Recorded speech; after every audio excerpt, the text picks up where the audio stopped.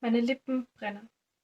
Nicht mehr deswegen, weil ich dir so viel schon erzählt habe oder von Zigaretten oder Blechdosen, sondern weil ich es mir ableck. Weil ich glaube, dass ich gleich was sagen werde, aber dann merke ich, es ist jetzt nicht meine Zeit zum Reden. Und dann brennen meine Lippen und anstatt was dagegen zu tun, lasse ich meinen Mund einfach zu, presse die Lippen aufeinander, bis sie ein schmaler, unzufriedener Strich sind und lasse meinen Mund einfach zu und Herz zu, weil es ist jetzt nicht meine Zeit zum Reden, sondern die von den anderen. Und wenn die anderen nicht mehr reden können, werde ich das für sie übernehmen. Und wenn die anderen meine Lippen brauchen, werde ich es weiter brennen lassen und ihre Wörter für sie anzünden. Manche Wörter brennen wie Streichhölzer und können problemlos viele Menschen berühren, das Feuer weitergeben und Eindruck ohne Brandblasen hinterlassen, auch wenn sie unvermeidlich Rußflecken verursachen. Andere Wörter sind Waldbrände und jedes Mal Lippen ablecken, um nur was hinzuzufügen, heißt Benzin ins Feuer schütten. Meine Lippen brennen und auch die von ganz vielen anderen und irgendwo brennen Autos, weil irgendwer das nicht mehr ausgehalten hat, dass auch seine Lippen brennt haben und ich kann's verstehen. Weil manchmal wird dein Brennen für eine Sache nicht ernst genommen und zuerst brennst du richtig positiv, aber es wird immer und immer mehr zum wütenden Brennen, weil auf die eine Sache, die dir scheiße wichtig ist, keiner Rücksicht nimmt. Meine Lippen werden brennen, bis sie aufspringen und ich hoffe, dass es ausreicht, bis ich jedem eine Stimme geben habe können, der aufgeben hat, für sich selbst zu brennen. They didn't mean it bad, sagt eine Frau in meinem Alter in einer Vorlesung zum Thema Kolonialismus. Als Bismarck und die europäischen Großmächte Afrika unter sich aufgeteilt haben, obwohl dort Menschen lebten, da haben sie das nicht böse gemeint. Als Ravenstein Weiße ermutigt hat, nach Afrika zu ziehen, zu kolonialisieren, da meinte er das nicht böse. Als zwischen 1904 und 1908 der Genozid an Herero und Nama stattfand, der Vernichtungsbefehl 70.000 schwarze Menschen tötete, der erste Völkermord des 20. Jahrhunderts, they didn't mean it bad. Sie wollten nur beweisen, dass schwarze Menschen weniger intelligent als Weiße sind. Sie brauchten Rechtfertigungen für den Kolonialismus und die Unterdrückung. Und sie ermordeten Menschen, um deren Schädel nach Berlin zu schicken und dort zu vermessen und zu untersuchen mit dem Ziel, die geringere Intelligenz festzustellen. Ein bestimmtes Ergebnis festzustellen. Haben sie für diese Wissenschaft auch Weiße getötet? Nein, natürlich nicht. Aber sie haben es ja nicht böse gemeint. They didn't mean it bad, sagt eine weiße Frau in meinem Alter in einer Vorlesung zum Thema Kolonialismus, und ich weiß, sie hat das nicht böse gemeint. They didn't mean it that way. They didn't mean it bad. Sie haben es nicht böse gemeint, werden sie über uns auch sagen. Sie haben es nicht böse gemeint, sie haben halt auch nichts dagegen gemacht. Sie haben einfach gar nichts gemacht. White Silence. White Silence kills. White Silence isn't neutral, ist nicht unpolitisch, sondern privilegiert. So privilegiert, dass man einfach nichts machen muss, einfach weiter existieren kann, ohne dass es uns beeinflusst, beeinträchtigt, einschüchtert und einschränkt, denn die Schranken der Einschränkung, die setzen ja wir.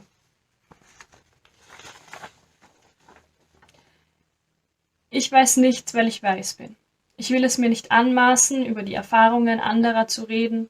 Ich will meinen Platz räumen, um People of Color eine Stimme zu geben. Ich weiß nichts, weil ich weiß bin. Trotzdem kann nur ich was ändern an meiner Unwissenheit.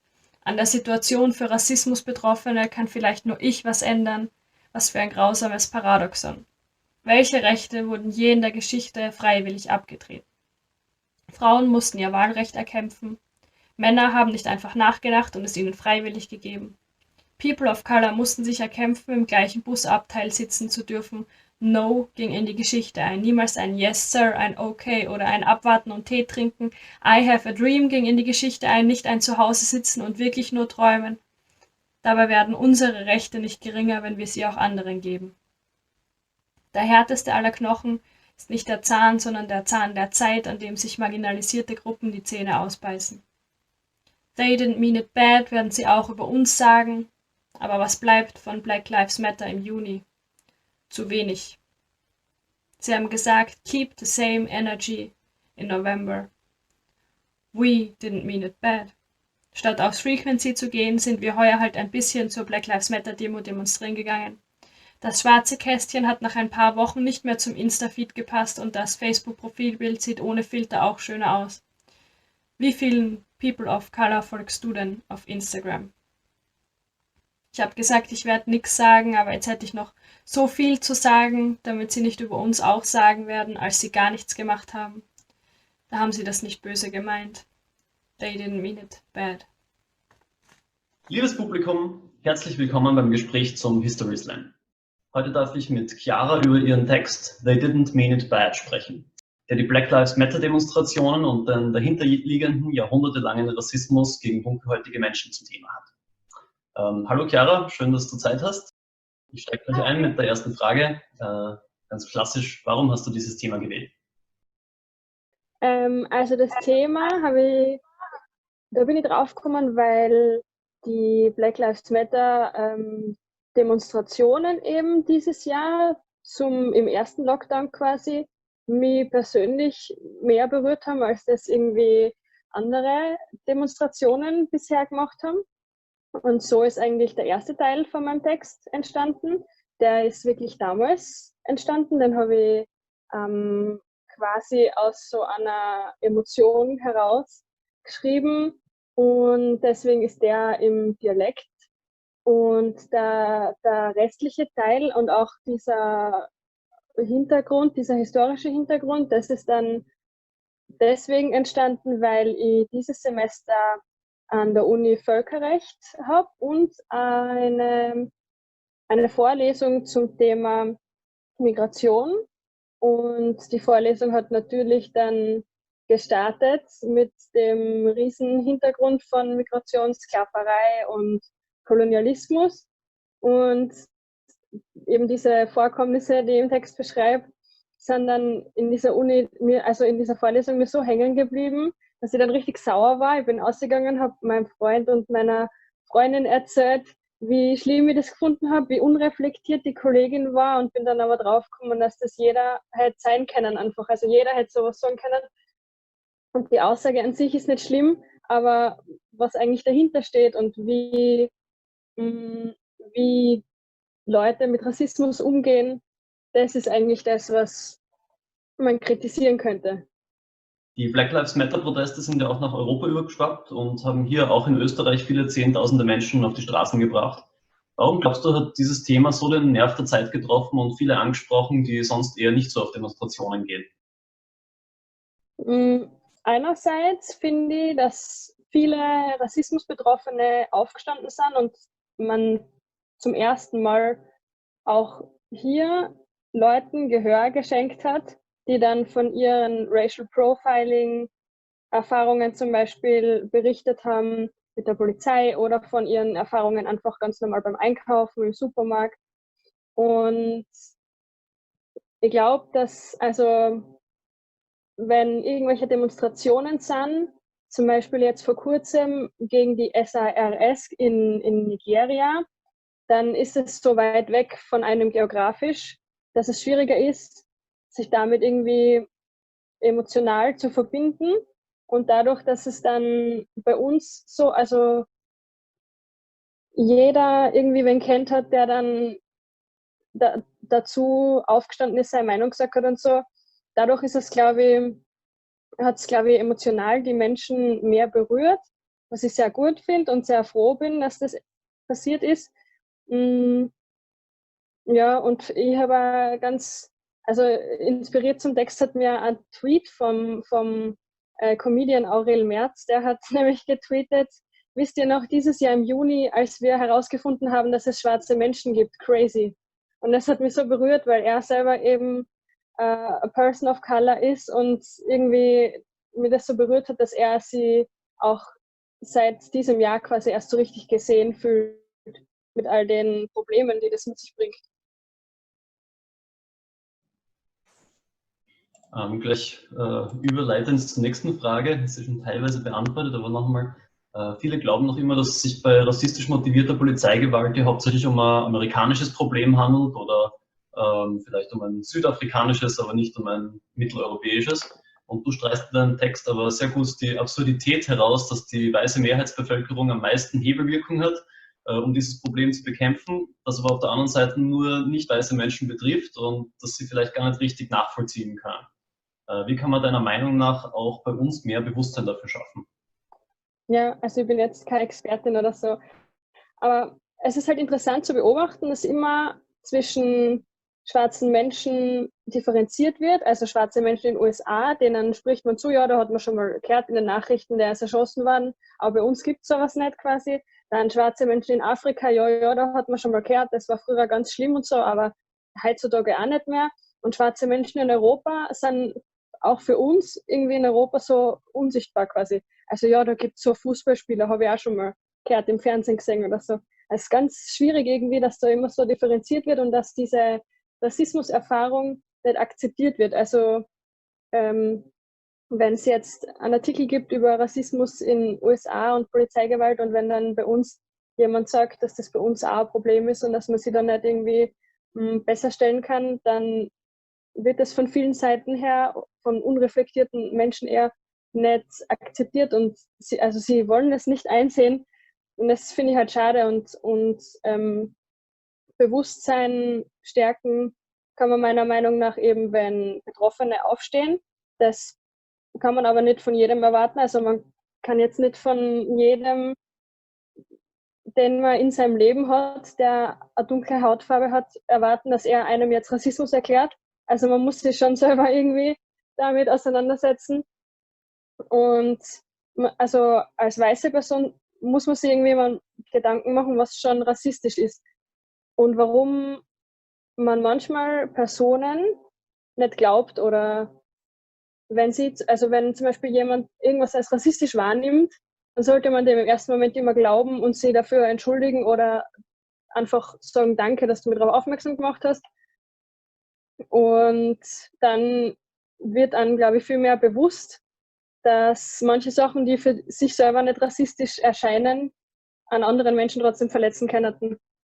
Und da, was halt letztes Jahr schon passiert ist, glaube ich, oder sogar vor 2 Jahren, der Rapper Teaser in Wien, der wurde von der Wiener Polizei in einem Park geracial profiled. Also er war mit seinen Freunden einfach so im Park und hat dort ganz normal irgendwie Zeit verbracht und die sind alle Rapper und Producer gewesen und in einer Pause haben sie sich dort halt hingesetzt und dann ist irgendwie die Polizei gekommen und wollte sie durchsuchen und so ohne Grund und es waren halt alle dort Betroffenen schwarz und deswegen ist er damit an die Öffentlichkeit gegangen und das Traurige war, dass dann die Polizisten, die das gemacht haben von der Stadt Wien, an Preis gekriegt haben für ihr tolles Verhalten. Und ich finde, sowas sollte halt viel mehr an die Öffentlichkeit geraten und Betroffene sollten solche Sachen, wenn sie die Kapazitäten dafür psychisch haben, erzählen, damit nicht solche Preise weiterhin vergeben werden für Sachen, die nicht in Ordnung sind. Das bringt uns dann auch gleich zur nächsten Frage, nämlich es gibt ja einiges, was sich im österreichischen Polizeiapparat ändern müsste. Was sind die Dinge, die dir da konkret einfallen, also die sich relativ schnell durchsetzen ließen? Ja, also ich bin wiederum keine Expertin, auch nicht für die Polizei in Österreich, aber ich finde es wichtig, sich zu überlegen, was Polizist für ein Beruf ist. Ich finde, es gibt in jedem Beruf schwarze Schafe, aber es darf in der Polizei keine schwarzen Schafe geben, in dem Ausmaß, wie jetzt immer wieder berichtet wird von Einzelfällen, die dann doch keine Einzelfälle sind, sondern ganze Polizeireviere, die sie Hitler-Memes herumschicken und keine Ahnung was. Also ich finde, es darf halt nicht so in diesem Ausmaß so viele Einzelfälle bei der Polizei geben. Ich finde, dass Polizisten und auch Sondereinsatzkommandos und so mehr psychische Betreuung brauchen und dass die Anforderungen, um Polizist zu werden, nicht jedes Mal, wenn dann wieder Polizisten fehlen, heruntergesetzt werden. Ich finde das irgendwie, das wird in keinem anderen Beruf wird das gemacht werden, für den man irgendeine Ausbildung braucht oder so, oder für den man irgendein Studium braucht. Niemand würde dann sagen, ja, okay, also Lehrerin kann man jetzt auch werden, wenn man Einzelhandelskauffrau gelernt hat, weil wir haben keine Lehrer. Also ich weiß nicht, das wird in keinem anderen Beruf durchgehen und deswegen finde ich bei der Polizei das ganz kritikwürdig, wenn immer wieder die Anforderungen runtergesetzt werden Ich finde, die körperlichen Anforderungen sollten nicht so wichtig sein. Ich habe in meiner Schulklasse eine gehabt, sie wollte unbedingt immer zur Polizei gehen und sie ist nicht aufgenommen worden, weil sie einen Eierstock weniger hat und deswegen Medikamente nehmen muss. Und ich finde das nicht in Ordnung, dass die psychische Belastung nicht so eine große Rolle spielt wie die körperliche. Aber wie gesagt, also Expertin bin ich jetzt auch nicht, ich kenne den Polizeitest jetzt nicht. Und natürlich soll es eine unabhängige Überwachung geben. Ich selbst studiere Jus und ich weiß, wie man theoretisch eine Polizeibeschwerde macht gegen Verwaltungsverhalten von der Polizei während dem Einsatz und so, aber ich weiß auch trotzdem, dass sowas nicht in der Realität und in der Praxis nicht durchkommt und in den wenigsten Fällen überhaupt gemacht wird. Es ist mit Kosten verbunden, es ist mit Aufwand verbunden, das ist mit Beweislast verbunden. Und ja, ich finde, es sollte unabhängige Überwachung für den Polizeiapparat generell geben und eben erleichterte Beschwerde. Ja, und vielleicht postkolonialistisches Wissen oder einfach Antirassismus-Schulungen, die sicher, oder unterstelle ich jetzt einmal schon gibt, ausbauen. Und ja, vielleicht auch die Belastung von den Polizistinnen und Polizisten ein bisschen runterschrauben, damit sie in diesem sicher sehr anstrengenden Beruf ja, nicht psychisch immer an der Grenze stehen. Also, es gäbe viel zu tun. Ja. Eine abschließende Frage hätte ich noch zu deiner Performance, nämlich in deinem Video ist sehr auffällig das durchgehend sehr helle Farbsetting, also die Wände, deine Haare, deine Schminke und das weiße Textblatt und auch dein Pullover. Und was ich mich gefragt habe, ist das absichtlich entstanden oder ist das einfach zufällig so gewesen? Ja, also ich bin sehr froh, dass der History Slam jetzt online stattfinden kann und ich trotzdem die Möglichkeit gehabt habe, quasi aufzutreten und vielleicht auch eben, dass das dann mehr Verwandte von mir, die nicht kommen hätten können oder so, dann sehen. Und dann war mir einfach wichtig, dass ich das so richtig so behandle wie einen Auftritt.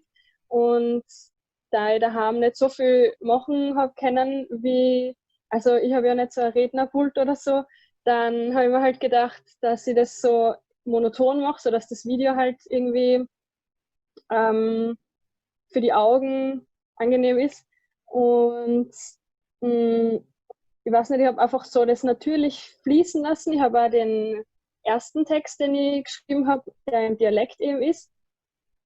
Da habe ich mir auch überlegt, ob ich das nicht lieber in Standardsprache dann machen soll, weil ich denke zwar nicht nur in Standardsprache, aber ich habe mir gedacht, vielleicht ist es für andere verständlicher, aber es hat sich einfach überhaupt nicht natürlich angehört und nicht angefühlt. Und deswegen habe ich das dann quasi so organisch wie möglich gelassen. Okay, das ist ein sehr schönes Stilmittel, das Hin- und Her-Switchen. Gut, dann vielen Dank für deinen tollen Text und das Gespräch. Wir verabschieden uns von dieser Folge des History Slams und vom Publikum. Alles Gute